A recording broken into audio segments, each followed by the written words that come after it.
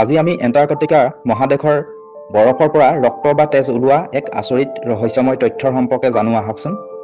এই ঠাইটুকুৰা দেখাত অত্যন্ত এক ৰহস্যময় স্থান। এই এণ্টাৰ্কটিকা মহাদেশত থকা এক আইচবাৰ্গৰ পৰা এবিধ ৰক্ত ৰঙৰ পানী ওলাই আহে। এই দৃশ্য চাবলৈ এনে লাগে যেন শুকান বৰফৰ মাজৰ পৰা ৰঙা তেজ বৈ আছে। এই ঘটনাই বহু বছৰ ধৰি বিজ্ঞানীসকলক আশ্চৰ্য আৰু চিন্তিত কৰি তুলিছিল। বহু লোকে ভাবিছিল বৰফৰ মাজৰ পৰা ওলাই অহা এই ৰঙা ৰক্ত পানী কিমান আশ্চৰ্যজনক হ'ব পাৰে।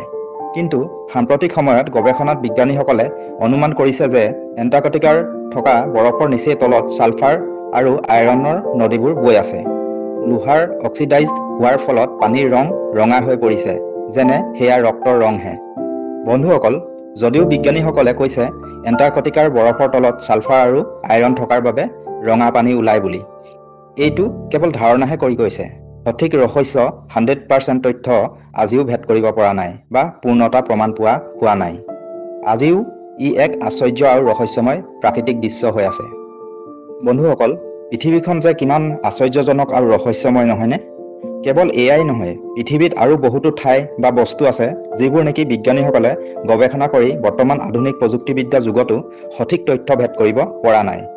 এনেবোৰ ৰহস্যময় তথ্য আগলৈ আপোনালোকক জনাই যোৱাৰ চেষ্টা কৰিম। গতিকে এনেবোৰ তথ্য জানি থাকিবলৈ আমাৰ ইউটিউব চেনেলটো ছাবস্ক্ৰাইব কৰি দিব।